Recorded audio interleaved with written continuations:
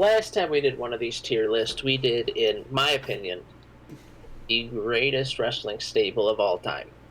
The Four Horsemen.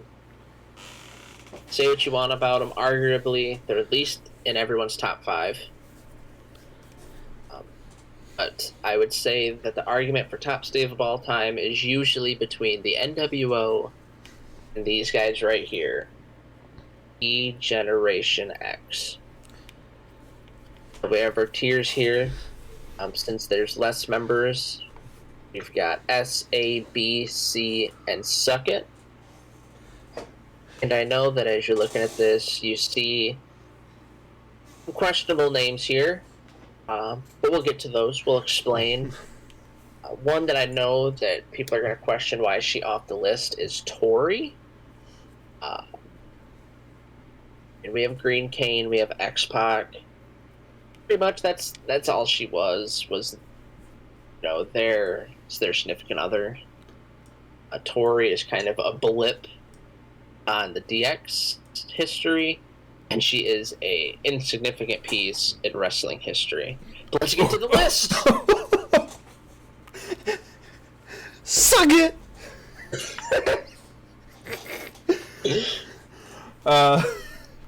First one up, Logan. We have current AEW contracted talent, father of the Ass Boys themselves. It's Daddy Ass! It's Daddy Ass. So in terms of DX history, where should we place Daddy Ass here on the list? Is he an S tier? Is he a suck it? Does he suck so bad? He belongs down there. I believe he should be an A tier. Now, recently in an interview, he said that he, Road Dogg, and X-Pac, they're more important to DX because when it was H and Shawn and China, it wasn't as big. The Outlaws and X-Pac joined. That's when it really took off. I think when the Outlaws and X-Pac joined, they kind of became a mid-card stable, lost their main event status. You really didn't see them go for the heavyweight title until the late 90s, early 2000s, as DX was on its way out for the first time. Now, granted, the New Age Outlaws, probably one of the best tag teams in Attitude Era history. Billy Gunn, one of the best performers in Attitude Era history, if not all time. I just don't think he cracks that S tier yet. Up next, we have Rick Rude. He was part of DX towards the very early iterations of the group, very founding days, before they were even called Degeneration X. Yeah, they were just degenerates. Yeah. Had his suit. I think the biggest historical note with him in DX, he was the only DX member to come out at the Brian Pillman 10-bell salute on the stage. Because Triple H and Shawn Michaels didn't think it fit the character. Essentially told them to go fuck themselves. He went on the stage. I guess the other big footnote with him is he appeared for DX and NWO on the same night. But besides that, he didn't do a whole lot. I think of Rick Rude as a C tier. C. Generation X. Now to suck it. C. Speaking of sucking, Kurt Angle. We've got the most recent member of Degeneration X. He came out with them. He'd always wanted to be in DX. I don't think he's a suck it tier. I got a good kick out of seeing him out there. I think he's also a C. He is the first member to be part of DX and the Shield. It's true. So that's some importance right there. Yeah. Now, would you put him ahead of Rick Rude? No, I think Rick Rude still gets the nod ahead of Kurt Angle. Now here's our first controversial one, I'd say. I think his selfie game should put him right up to the S tier, but that's just my opinion. We have the Great Khali. I know what you're thinking. When was Kali with DX? Lo and behold, there was a night. It was November 5th, 2007, when he, a couple other people on this list, joined DX. I think that would have been a super group there. Shawn Michaels, Triple H, Great Khali. I mean, but he didn't really do anything for the group. He is our first Suck It. Suck it! Triple H. Triple H is next. I think that this one's probably pretty easy, huh? This was pretty easy. He's an S tier for sure. He's kind of the Ric Flair of DX if you think about it. He's been with every iteration. Don't say that too loud. He might join the call. Make you say that. Yeah. You said I'm Ric Flair? Dude, that's all I ever wanted to be.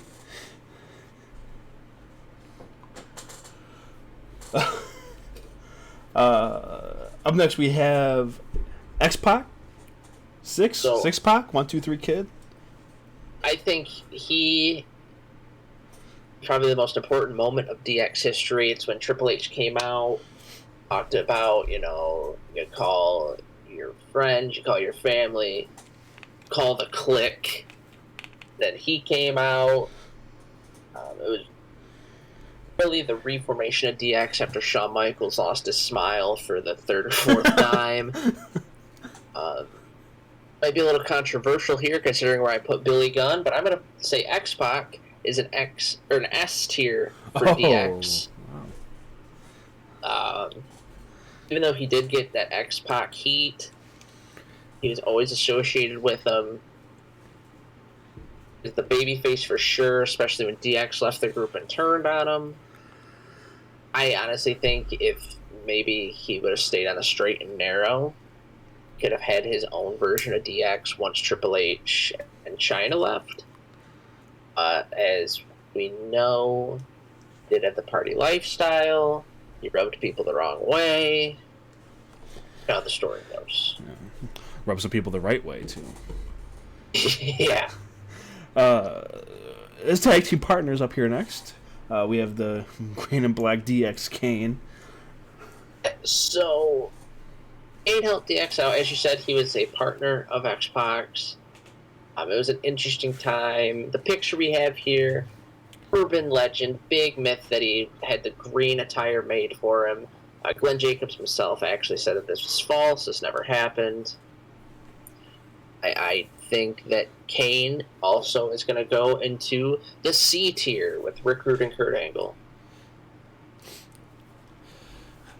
Up next, probably another pretty easy one here. We have the Heartbreak Kid, Shawn Michaels, a founding member of DX. The founding member, he definitely gets the S. Me enough. It's not the beginning of DX that I associate him with.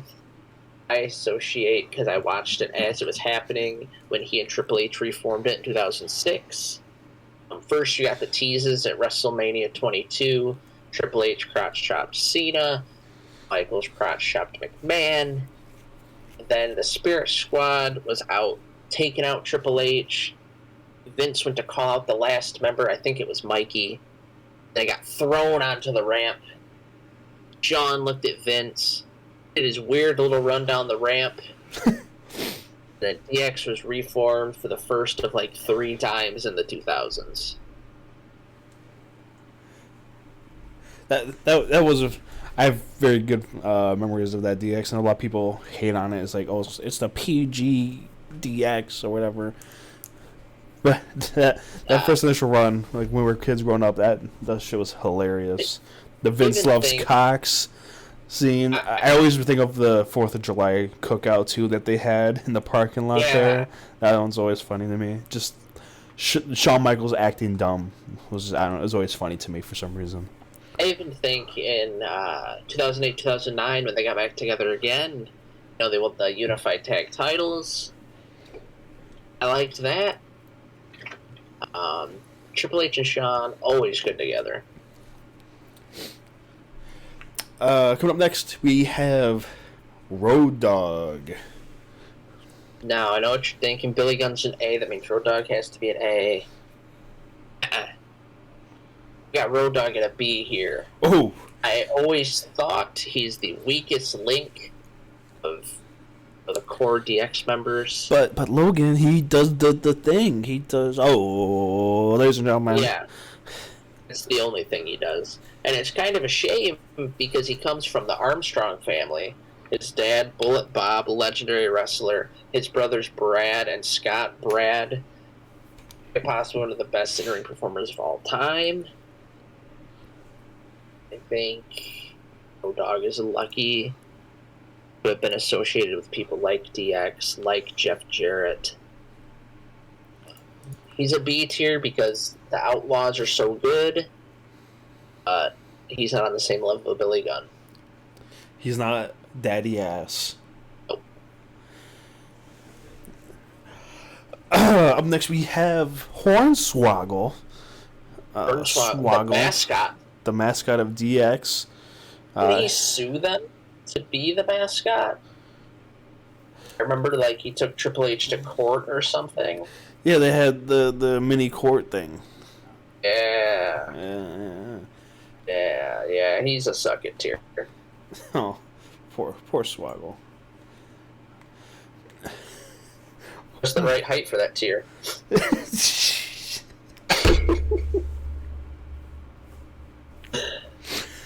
move on. Mike Tyson.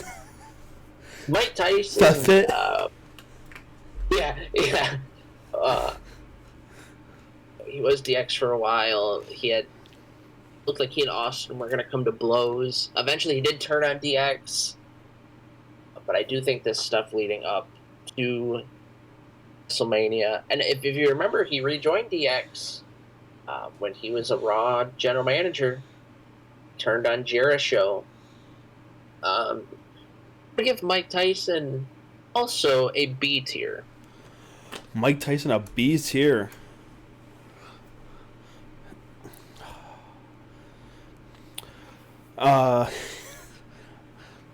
China. We have China here. I think this one's pretty easy. I think she's an S tier for DX. I think she's kind of the straight man for Triple H and Shawn Michaels, especially once Rick Rude left. She did have her moments. Plus, as the Attitude Era was going on, she obviously was big enough where at one point it was talked about she could win the WWF title. When you think of DX, I don't think of the Outlaws and X-Pac. I think of Triple H, Shawn Michaels, and Chyna. I'm glad that she's finally getting her roses, as they say. It's kind of ironic that it took Triple H to get into power, her to finally get recognition, considering the rumor that all those years it was he and Stephanie keeping her out of the limelight. Yeah. I mean, whether it's Triple H giving the fans what they want, or if it was Vince not wanting his daughter to be upset, who knows? But Chyna is a definite S tier for DX. Speaking of Steph, we have Stephanie McMahon here. Well, her body, her head's kind of cut off here, but she was in that weird period of DX. I mentioned it with Tori, Road Dogg, Triple H, X-Pac. I don't think Billy Gunn was there at the time, or if he was hurt for most of it. This was the 2000s DX when they tried to bring it back. They didn't add too much. I'm going to put her in the suck it tier. Triple H also puts her in the suck it tier as well. Ah! That was a bad one. Last, and maybe certainly least, we have the Boogeyman. So I mentioned how Khali tried to join. The Boogeyman also tried to join that night. Might be segments like this that people didn't like the 2000s DX. Because, yeah. Nobody really likes Khali. Really didn't like Hornswoggle because it seemed like he was always the answer. questions that fans wanted real answers to, like anonymous Raw GM, Vince McMahon's illegitimate son. They got the Boogeyman, who for some reason people loved. I've never seen the appeal. I didn't even really like him as a kid either. Yeah. I see him on Twitter all the time asking to come back. Just stop. Just keep doing your convention appearances. Boogeyman is the last in the suck it tier. What a group we have here in the suck it tier. We have the Great Khali, Stephanie, Swoggle, and the Boogeyman. The tier that I find the most exciting is C. This would be a great trio right here. Yeah. We have Rick Rude, Kurt Angle, Kane, and then on the B tier, we're running out with the Road Dogg, Jesse James, and Mike Tyson. Two people that probably wouldn't get along if they were in a room together. No. And all alone, Daddy Ass in the A tier, and the Ass tier, the Daddy Ass tier. Let me just update that real quick. That's the ass tier. Not like the Four Horsemen ass tier, which Paul Roma was in. This is the Daddy Ass tier. So we got the Daddy Ass tier here, and then up at the S tier we have the founders Triple H, Shawn Michaels, Chyna, and X-Pac. It's kind of a little ironic. X-Pac obviously has connections to Triple H and Shawn Michaels being original members of the Clique. And he's got that connection to Chyna. I heard they might have had a couple dates together. Yeah. They were good friends. They had like a night in like Beijing or something. Good night out in the town, I'd say. Yeah, good. I heard X-Pac, they went out and he ordered some like seafood or something like that, and a couple Bronco Busters were had. Yeah, it was a good time. I'm sure of it. I would not know. I was there. I do like that this list almost reminiscent of the Horseman one, where you have a lot at the top, a lot at the bottom, a couple sprinkled in the middle. Thank you for watching this video. Please make sure to subscribe down below and to check out our podcast. Uploaded every week, every other week. The Pro Wrestling Proverbs podcast. You can find it on Spotify, Apple Podcasts, wherever you listen to podcasts. Either scan the QR code on the screen or go to the link tree in the description. Also, make sure to check out the Pro Wrestling Proverbs World Cup happening right now. A link of that will also be in the description.